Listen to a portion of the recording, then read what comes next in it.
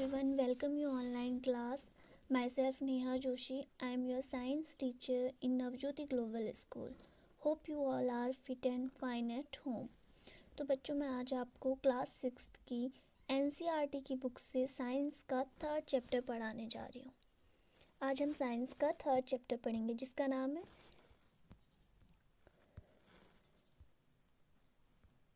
Fibre to fabric. इस chapter का नाम है आपका फाइबर्स टू फैब्रिक। पहेली and बूजो won the first prize in science quiz competition held at their school।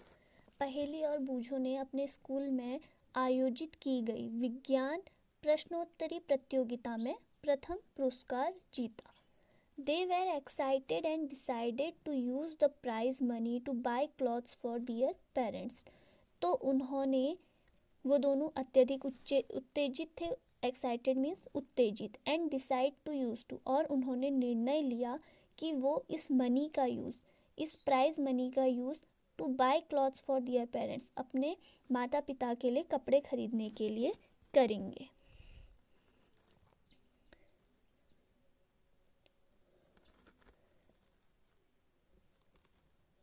When they saw a large variety of cloth material, जब उन्होंने एक large variety देखी क्लॉथ मटेरियल्स की, वस्त्र सामग्री की, they got confused, तो वो क्या हो गए? confused हो गए, वो उलझन में फंस गए। The shopkeeper explained that some cloth or fabrics were cotton and some were synthetic। The shopkeeper, दुकानदार ने उन्हें समझाया। शॉपकीपर मतलब दुकानदार। दुकानदार ने उन्हें समझाया दैट सम क्लॉथ, कि कुछ कपड़े फैब्रिक्स के होते हैं, were cotton and some were synthetic. कुछ कपड़े सूती होते हैं तो कुछ क्या होते हैं? कृत्रिम होते हैं। सूती फैब्रिक को हम क्या कहते हैं? सूती। और सिंथेटिक को हम क्या कहते हैं? संश्लेषित, कृत्रिम, मतलब हाथ से बनाए हुए। He also had woollen mufflers and shawls. उस दुकानदार के पास वुलन मफलर, ऊनी मफलर तथा शॉल भी थे। There were many silk saris, और उसके पास सिल्क की बनी हुई साड़ियाँ भी थी। सिल्क को हम क्या कहते हैं? रेशमी sari. Paheli and Boojho felt very excited, वह बहुत उत्तेजित थे, खुश थे, एक्साइटेड थे। They touched and felt these different fabrics. They touched and felt these different fabrics, उन्होंने उन फैब्रिक्स को छुआ, उन डिफरेंट अलग अलग प्रकार के कपड़ों को स्पर्श किया, हाथों से छू के देखा। Finally they bought a woollen muffler and cotton sari, और अंत में उन्होंने क्या लिया? वुलन मफलर और एक वुलन का मफलर लिया, ऊनी मफलर लिया, और कॉटन की साड़ी मतलब सूती साड़ी ली। After their visit to the cloth shop, कपड़े की दुकान का भ्रमण करने के बाद, कपड़े की दुकान से निकलने के बाद, Paheli and बूजो finally they bought a woollen muffler and cotton sari, अंत में उन्होंने क्या लिया? वुलन का मफलर और एक सूती sari. After their visit to the cloth shop, कपड़े की दुकान से निकलने के बाद, Paheli and Boojho begin to notice, Paheli और बूजो नोटिस करने लगे, मतलब ध्यान देने लगे, वेरियस फैब्रिक्स इन दियर सराउंडिंग, अपने चारों ओर विभिन्न प्रकार के वस्त्रों पर वो ध्यान देने लगे। They found that bedsheet, blanket, curtains, table cloth, towels, dusters where made from different kinds of fabric. तो उन्होंने देखा कि बेडशीट, बिस्तर पर बिछाने वाली चादर, कर्टेन, कंबल, टेबल क्लॉथ, बेडशीट, बिस्तर पर बिछाने वाली चादर, ब्लैंकेट, कंबल, कर्टेन, पर्दे, टेबल क्लॉथ, मेजपोश, और टावल्स, तौलिए, एंड डस्टर मीन्स झाड़न, was made from different kinds of fabric, ये सभी भिन्न भिन्न प्रकार के कपड़ों से बने। फैब्रिक मतलब कपड़े, फाइबर टू फैब्रिक, हमारे चैप्टर का नाम है फाइबर टू फैब्रिक, तंतु से वस्त्र तक। फाइबर मतलब तंतु, फैब्रिक मतलब वस्त्र, इन दोनों में डिफरेंट है, ध्यान रखना। तो उन्होंने देखा कि ये सभी चीज़ें जितने भी हैं, चादर, कर्टेन, पर्दे, टेबल क्लॉथ, टॉवल, ये सब चीज़ें अलग अलग कपड़े की बनी हुई हैं। Even their school bags and the gunny bags were made from some kind of fabric. यहाँ तक कि उनके अपने बस्ते तथा बोरे भी किसी प्रकार के वस्त्र से बने हुए हैं। They try to identify this fabric as cotton, wool, silk और synthetic. Can you also identify? तो फिर वो क्या करने लगे, उनको पहचानने लगे कि ये कपड़ा कॉटन का कपड़ा है, ये कपड़ा वूल है, ये कपड़ा सिल्क है, ये कपड़ा सिंथेटिक है।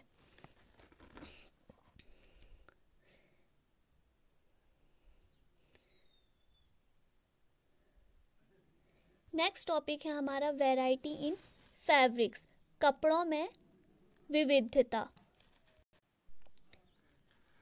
Visit a near by tailoring shop, collect cutting of fabrics left over after stitching, feel and touch each piece of fabric. Now try to label some of the fabric as cotton, silk, wool or synthetic. After asking for help from the tailor, do you wonder what these different fabrics are made of? When you look at any fabric, it seems a continuous piece. Now look at it closely. What do you notice? अपने आसपास किसी दर्जी की दुकान पे जाइए, ठीक है, तो और वहाँ पर सिलाई के बाद जो छोटे छोटे कपड़ों के कतरन बचे होते हैं उनको कलेक्ट कीजिए। कलेक्ट करने के बाद जो आपने छोटे छोटे कपड़ों के टुकड़े, उनको हम क्या कहते हैं, कतरन, उन कतरनों को जो कलेक्ट किया है उनको छू कर स्पर्श करके बताइए। या फिर आप दर्जी से पूछ सकते हैं कि क्या ये कपड़ा, ये जो कतरन है, ये जो डिफरेंट कतरन है, ये किस चीज़ के है, कौन सा कतरन सूती है, कौन सा कतरन रेशमी सिल्क का है, रेशमी है, कौन सा वून का है, कौन सा सिंथेटिक है। डू यू वंडर, क्या आप यह जानना चाहते हैं कि ये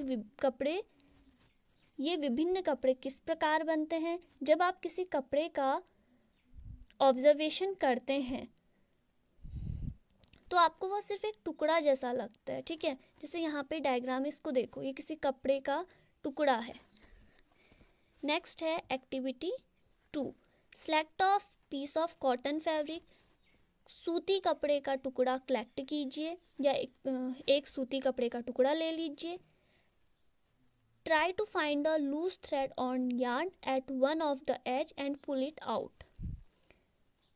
इसके एक सिरे पे कोई ढीला धागा या तागा ढूंढिए। एक कपड़ा लीजिए, कपड़े का टुकड़ा लीजिए सूती कपड़े का, और उसके एक सिरे पे कोई धागा या कोई आप उसमें तागा ढूंढ सकते हैं, मतलब कपड़ा कहीं पर से निकल रहा होगा, खुल रहा होगा। If no loose yarn are visible, अगर आपको कोई भी ढीला तागा नहीं दिखाई दे रहा है, you can gently pull one out with the pin of needle, तो आप सुई की नोक से एक तागा निकाल सकते हैं। जैसे यहाँ देखो डायग्राम में दिखा रखे हैं, इस चित्र में दिखा रहे हैं। We find that the fabric is made up of yarns arranged together. What are these yarns made of? हम यह देखते हैं कि तागों को एक साथ व्यवस्थित करने पर वस्त्र बना है। हम ये देख रहे हैं यहाँ पे, we find that, यहाँ पे आप देख रहे होगे कि ये विभिन्न डिफरेंट यार्न्स, जो इससे यार्न निकल रहा है, तागे को क्या कहते हैं, यार्न, तागा। जो इनमें से तागा निकल रहा है, अगर आप इन सारे तागों को कलेक्ट करेंगे तो क्या बन रहा है, एक कपड़ा बन रहा है, एक फैब्रिक बन रहा है। अगला टॉपिक है हमारा फाइबर। फाइबर मतलब क्या होता है, तंतु। फैब्रिक मतलब क्या होता है, वस्त्र।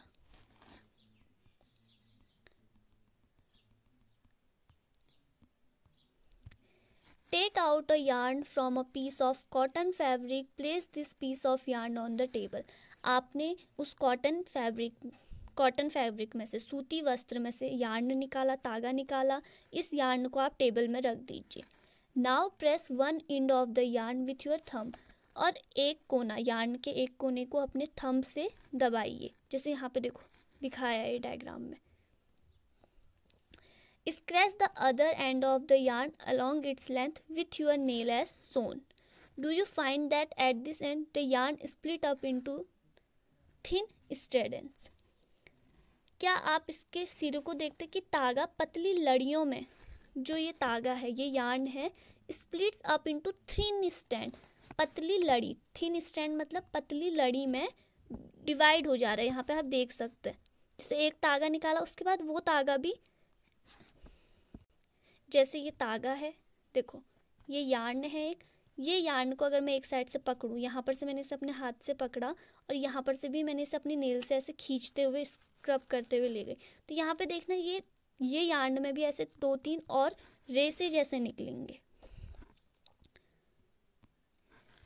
You might observe something similar when you try to thread a needle.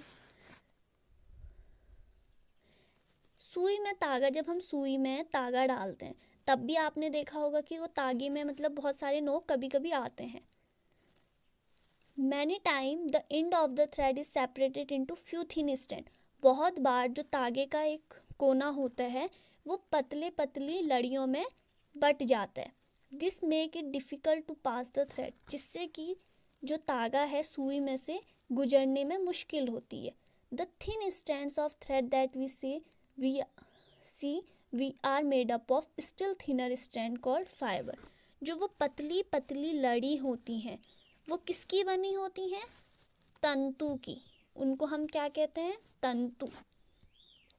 एक कपड़ा है, एक कपड़े का टुकड़ा है, इस कपड़े के टुकड़े से हमने एक तागा निकाला, एक थ्रेड निकाला जिसे हम क्या कहते हैं? यार्न। अब इस यार्न दोबारा से 2-3 भागों में सेपरेट हो जा रहा, तो ये जो फिर से 2-3 भागों में सेपरेट हो रहा, हम इसे क्या कहते हैं? फाइबर्स। फाइबर्स मतलब तंतु।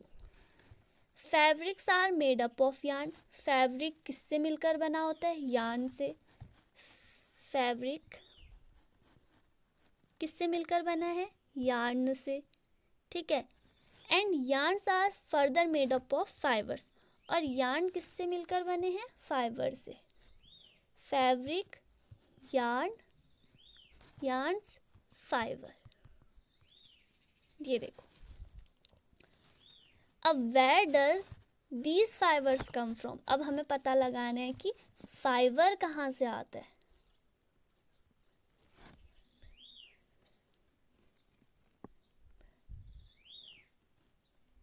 अब ये फाइबर्स कहाँ से आते हैं, ठीक है। The fibre some of fabric such as cotton, jute, silk and wool are obtained from plants and animal. कहाँ से आते हैं ये तंतु? प्लांट्स और एनिमल्स, पेड़ पौधे और जंतुओं से। These are called natural fibres. जो तंतु पेड़ पौधों से प्राप्त होते हैं उनको हम क्या कहते हैं? नेचुरल फाइबर, प्राकृतिक तंतु। Cotton and jute are example of fibre obtained from plant. Plant से हमें कौन से फाइबर मिलते हैं? कॉटन और जूट के। कॉटन को क्या कहते हैं हम? सूती। और जूट को हम क्या कहते हैं? पटसन। तो ये हमें कहाँ से मिलता है? प्लांट से।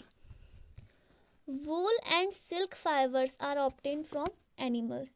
वूल मतलब ऊन, वूल मतलब ऊन, ऊन और सिल्क, सिल्क मतलब रेशमी। ये कहाँ से मिलते हैं हमें? एनिमल्स से। Wool is obtained from the fleece of sheep और गोट। वूल, ऊन हमें भेड़ अथवा बकरी की खाल से मिलते हैं। It is also obtained from the hair of rabbit. खरगोश के बालों से भी हमें वूल मिलता है। याक एंड कैमल्स, याक और कैमल्स के बालों से भी हमें क्या मिलता है? ऊन मिलता है। खरगोश, याक तथा ऊंट के बालों से हमें क्या मिलता है? ऊन मिलता है। इसके अलावा हमें भेड़, बकरी से भी ऊन मिलता है।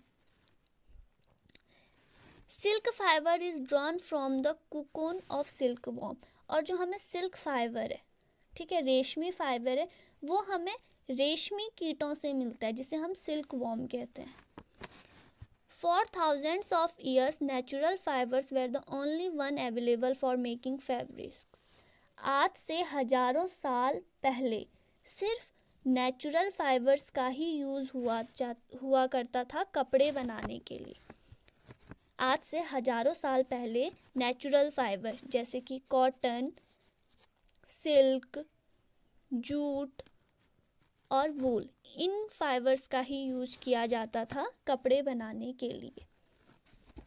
इन द लास्ट 100 years और so fibres are also made from chemical.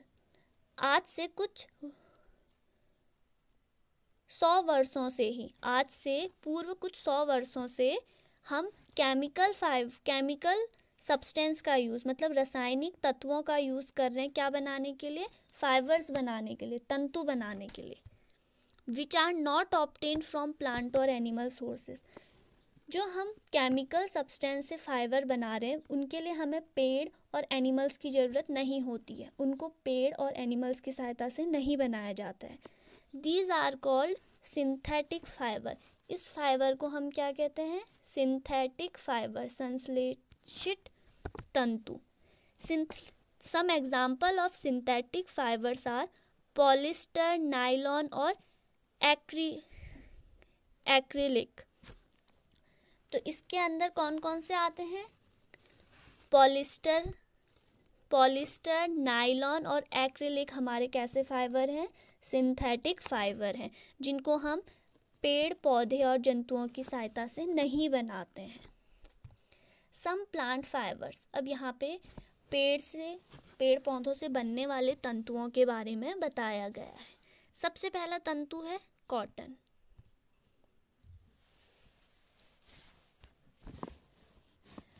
Cotton है। Have you ever made wicks for oil lamps? क्या आपने कभी तेल के लैंपों के लिए बत्तियां बनाई हैं? विक्स मतलब बत्तियां, ऑयल लैम्प्स मतलब तेल के lamp. What do you use for making these wicks? आप बत्तियां बनाने के लिए क्या यूज़ करते हैं? The cotton wool is used for filling mattress, quilts और pillows. रुई। इस रुई का उपयोग, जो हम रुई कहते हैं, कॉटन वूल मतलब रुई का उपयोग गद्दों में, रजाइयों में, फिलिंग मैट्रेस मतलब रजाइयों में, तथा क्विल्ट्स और पिलो तकियों में, गद्दों में, रजाई में, तकियों में इस रुई का प्रयोग किया जाता है। Take some cotton wool.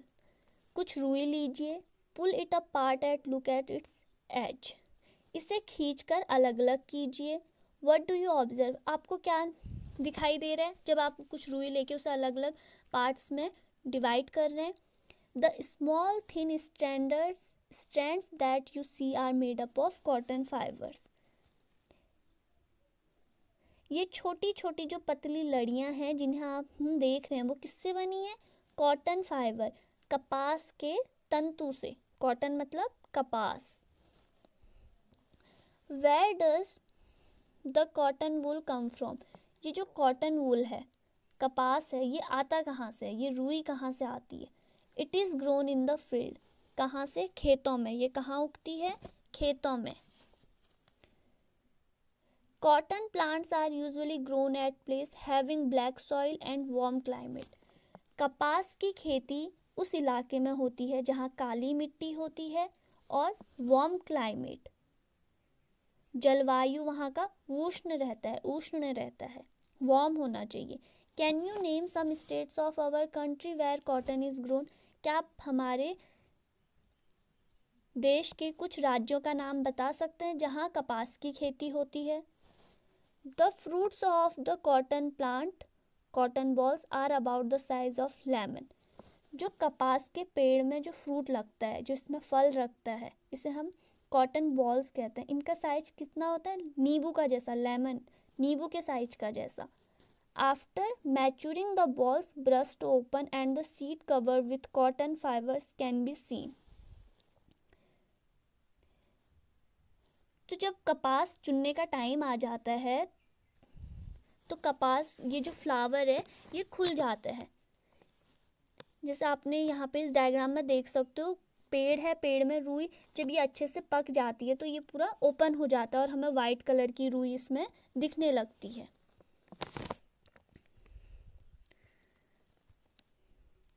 From these balls cotton is usually picked by hand. In ball से, जो कपास के पेड़ में जो ये बॉल लगते हैं, इन बॉल से कॉटन को हाथों द्वारा चुना जाता है। Fibres then separated from the seed by combine. इसके बाद जो तंतु होता है, तंतु जो हम कपास चुनते हैं तो उसमें बीज भी होते हैं, तो उन बीजों को हटाते हैं और उस रुई को अलग करते हैं। तो ये जो प्रोसेस है ये क्या कहलाती है? Ginning. Ginning was traditionally done by hand. जो गिनिंग प्रोसेस है ये हाथों द्वारा की जाती है। इस डायग्राम में आप देख सकते हैं। These days machine also used for ginning. पर आजकल के टाइम में मशीन्स द्वारा गिनिंग प्रोसेस की जाती है। गिनिंग का मतलब होता है हिंदी में कपास ओटना। मतलब कपास में से आप दाने अलग करोगे और रुई अलग करोगी। नेक्स्ट टॉपिक है हमारा जूट। जूट क्या है? प्लांट फाइबर है। जूट का ये पौधा दिखाया है यहाँ पे, देखो, jute plant. Jute fibre is obtained from the stem of the jute plant.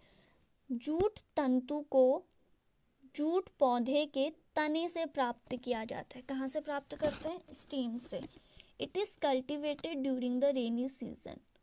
इसकी खेती कब होती है? वर्षा ऋतु के टाइम पे। In India jute is mainly grown in West Bengal, Bihar and Assam. भारत में जूट कहाँ उगता है? वेस्ट बंगाल, बिहार और असम में। The jute plant normally harvested when it is at a flowering stage. Jute को नॉर्मली हम जूट के पौधे से जूट को कब हार्वेस्ट करते हैं? जब यह अपनी फूल देने की अवस्था में होता है। The stem of the harvest plant are immersed in a water for few days. फसल कटाई के पश्चात इसके जो पेड़ के है, इसके तनों को कुछ दिनों के लिए जल में डुबाकर रखते हैं, पानी में डुबाकर रखते हैं। The steam rod and fibers are separated by hand to make fabrics. All these fibers first converted into yarns. How is it done?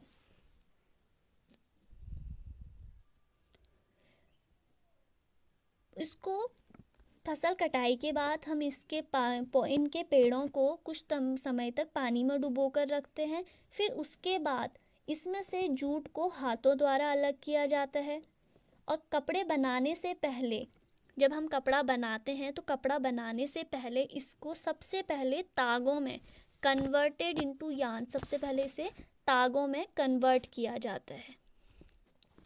How it is done, और यह कैसे किया जाता है, अब हम ये इसके आगे वाली प्रोसेस में देखेंगे। स्पिनिंग कॉटन यार्न, सूती तागे की कताई।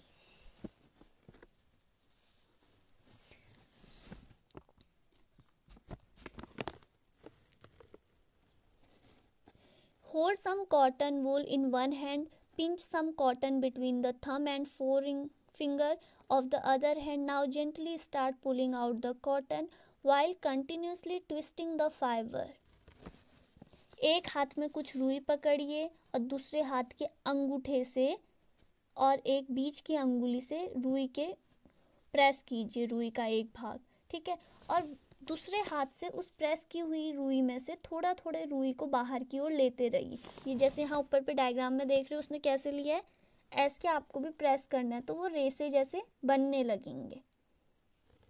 The process of making yarn from fibre is called spinning. रेसों से तागा बनाने की प्रक्रिया, हम रेसों से क्या बना रहे हैं? तागा। तो हम इस प्रोसेस को क्या कहते हैं? स्पिनिंग। तंतु से, या आप कह सकते हैं फाइबर से यार्न, क्या बना रहे हैं हम? फाइबर से यार्न। तो इस प्रोसेस को क्या कहते हैं? स्पिनिंग। और हिंदी में कहें तो कताई। In this process fibres from a mass of cotton wool are drawn out and twisted this brings the fibre together to form a yarn. इस प्रक्रिया में रुई को दो हाथों से प्रेस करके जब हम तीसरे हाथ से खींचते हैं तो ऐसे करने से इसके जो रेशे हैं और आसपास आने लगते हैं और हमारा तागा बनने लगता है। A simple device used for spinning is a hand spindle. कताई के लिए एक सरल युक्ति होती है जिसे हम क्या कहते हैं, हैंड स्पिंडल, हस्त तकली। Another hand operate device used for spinning is चरखा। इसके अलावा एक तो हम हाथ से कर सकते हैं, दूसरा एक होता है चरखा। इस प्रोसेस से भी हम कताई करते हैं। Use of charkha was popularised by Mahatma Gandhi as the part of independence movement. चरखे का यूज राष्ट्रपिता महात्मा गांधी द्वारा स्वतंत्रता आंदोलन में किया गया था। ये उन्होंने इसलिए किया था कि अपने भारत देश के वस्त्रों से, भारत देश के बने वस्त्रों को लोकप्रियता देने के लिए उन्होंने चरखे को यूज किया था।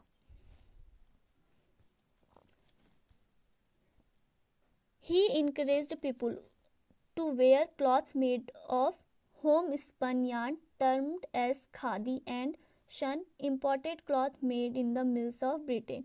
उन्होंने लोगों को इनकरेज किया था, प्रोत्साहित किया था कि वो क्लॉथ पहने, वो ऐसे कपड़े पहने जो कि लोगों द्वारा हाथों के तागे से बुने हैं, जो कि लोगों द्वारा खुद बनाए गए हैं।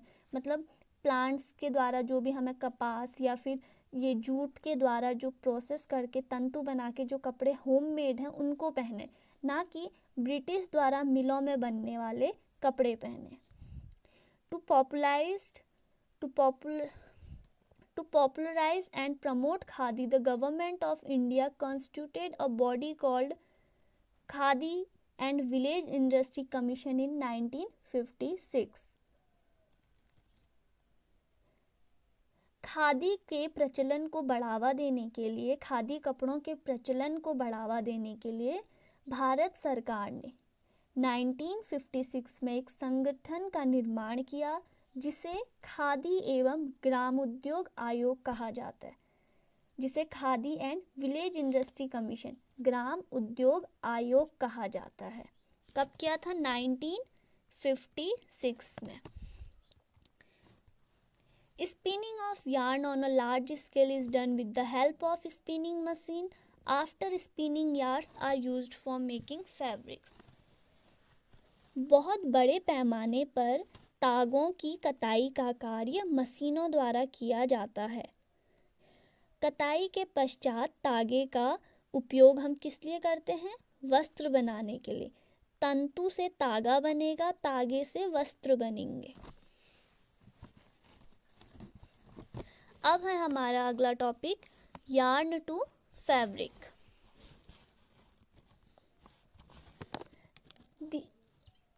There are many ways by which fabrics are made from yarns। तागे से वस्त्र बनाने की कई विधियां हैं। The two main process are weaving and knitting। सबसे दो प्रसिद्ध विधियां क्या हैं? weaving and knitting। weaving मतलब बुनाई,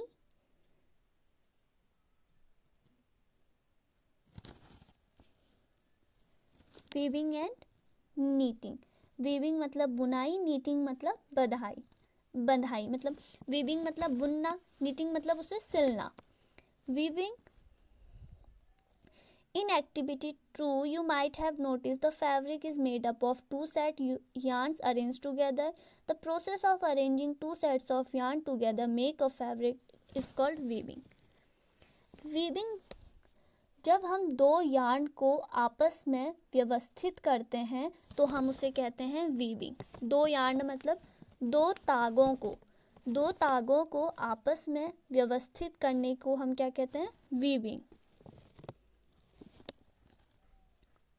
देखो आप यहाँ पे देख सकते हैं वीविंग विथ पेपर स्ट्रिप्स, इस डायग्राम में दिखाया गया है। नेक्स्ट है हमारा नीटिंग। नीटिंग मतलब बिनना।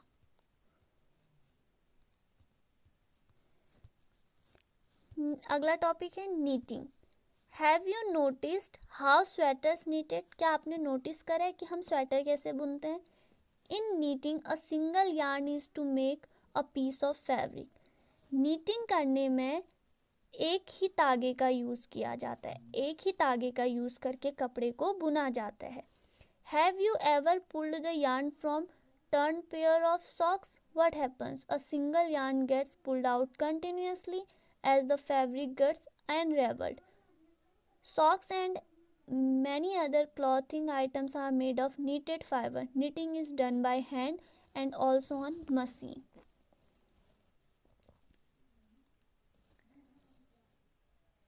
नीटिंग में एक सिंगल तागे का यूज़ किया जाता है। आपने कभी देखा होगा, अगर कभी मोजा आपका फट जाए और आप उसका एक साइड से तागे को खींचने लगाएं तो लगातार वो तागा, एक ही तागा उसमें आता है। तो आप कह सकते हैं सॉक्स हो गया और भी बहुत सारे कपड़े हो गए जो कि सिंगल क्लॉथ होते हैं, वो किस प्रोसेस से बनते हैं? नीटेड फैब्रिक से।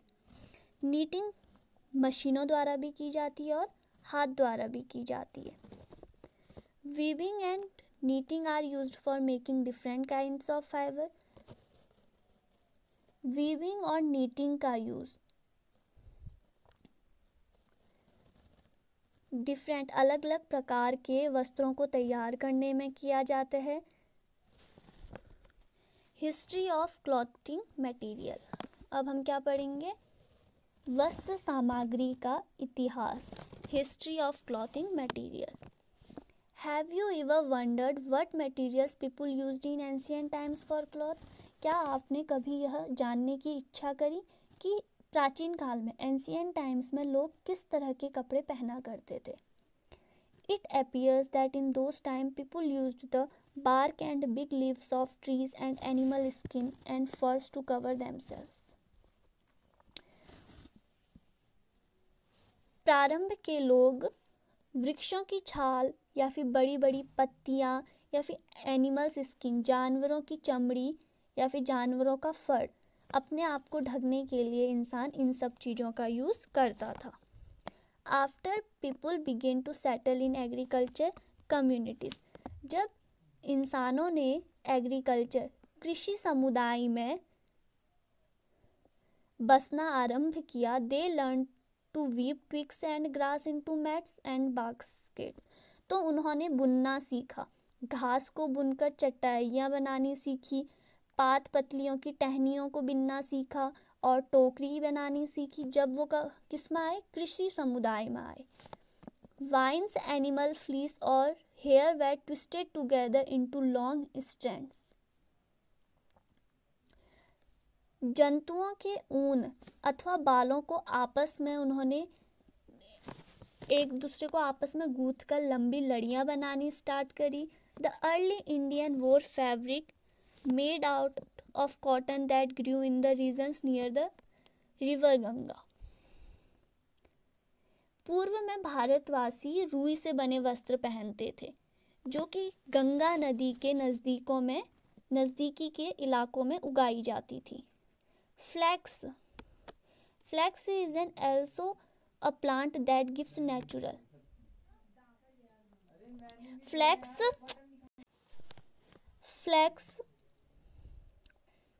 Flax is also plants that gives natural fibers. Flax भी एक पादप है, एक पौधा है। यह फ्लैक्स भी एक टाइप का प्लांट है जो कि हमें क्या देता है? नेचुरल फाइबर, नेचुरल प्राकृतिक तंतु देता है। In ancient Egypt cotton as well as flax. Ancient मतलब प्राचीन मिस्र में, एंशिएंट इजिप्ट मतलब प्राचीन मिस्र में वस्त्र बनाने के लिए रुई तथा फ्लैक्स की कृषि की जाती थी। कहाँ की जाती थी? नियर द रिवर नील नदी के नज़दीक के क्षेत्रों में। In those days stitching was not known. उन दिनों लोगों को सिलाई करना, स्टिचिंग मतलब सिलाई करना, नहीं आता था। People simply draped the fabrics around different parts of their body. लोग अपने शरीर के विभिन्न भागों को कपड़ों से सिर्फ ढक देते थे क्योंकि उस टाइम पे उनको सिलना नहीं आता था। Many different ways of draping fabrics where used. वो विभिन्न विभिन्न तरीकों से कपड़ों से अपना शरीर ढकते थे। With the invention of the swing needle, swing needle मतलब सुई, जब से इन्वेंशन हुआ, खोज हुई सुई की, people started stitching fabrics to make cloth, लोगों ने कपड़ों को सिलना स्टार्ट किया। Stitched cloth have gone through many variation since this invention. इस खोज के बाद कपड़ों को कई तरीकों से, नई तरीकों से स्टिच्ड किया जाने लगा, मतलब सिला जाने लगा। But it is not amazing that even today sari, dhoti, lungi और turban is used as an unstitched piece of fabric. पर फिर भी ये आश्चर्यचकित की बात है कि आजकल के भी समय में साड़ी, धोती, लुंगी और टर्बन मतलब पगड़ी, ये कुछ ऐसी चीज़ें हैं जिनको अभी तक स्टिच्ड, सिला नहीं जाता है। Just there is a large variety in the food eaten all over the country. जिस प्रकार हमारे पूरे भारतवर्ष में या ऑल ओवर वर्ल्ड, पूरे विश्व में अलग अलग जगह अलग अलग वैरायटी का खाना खाया जाता है, उसी प्रकार a large variety exist also in fabrics and clothing items. उसी प्रकार वस्त्रों के पहनने में और वस्त्रों के निर्माण या वस्त्रों को बनाने में वैरायटी, अलग अलग विविधता पाई जाती है कंट्री में। देखो, कॉटन रोल्स, गिनिंग, रेशे, स्पिनिंग, यार्न मतलब तागा, फाइबर मतलब रेशे, कॉटन रोल्स मतलब कपास का गोला। अब हमारे इसमें कीवर्ड क्या क्या है? कॉटन वूल, रुई हो गई, फैब्रिक वस्त्र, फाइबर तंतु, नीटिंग कताई, स्पिनिंग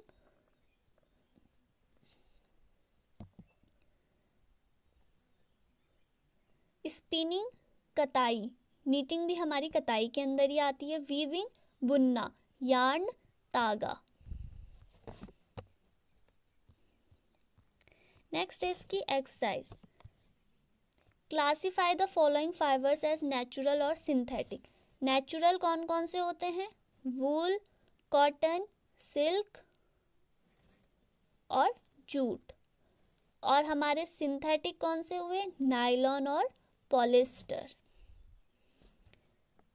ट्रू एंड फॉल्स ये आप खुद करेंगे। Yarn is made of fibres. Yarn किससे मिलकर बना होता है? तंतु तागे से बनता है। ये ट्रू है या फॉल्स है, ये सब पढ़ाए हैं, इन सबको आप खुद करेंगे। थर्ड है plants fibre are obtain from dash and dash, animal fibres are obtain from dash and dash. आपको बताना है कि प्लांट फाइबर किस किस से प्राप्त किया जाता है और एनिमल फाइबर किस किस से प्राप्त किया जाता है। From which part of the plant cotton and jute are obtain. Cotton, रुई हमें प्लांट के किस पार्ट से मिलती है? स्टीम से मिलती है या सीड पोर्शन से मिलती है, फ्लावर से मिलती है? बताया था आपको, फ्लावर। और jute stem. Name two items that are made from coconut fibre. ये आप खुद पता कराएंगे या पता लगाएंगे कि कौन से दो आइटम हैं जो कोकोनट फाइबर से मिलकर बनते हैं। Explain the process of making yarn from fibre. तंतुओं से तागा बनने की प्रोसेस को आपको बताना है, तो आप इसे खुद बताएंगे। क्वेश्चन नंबर 6 था आपको।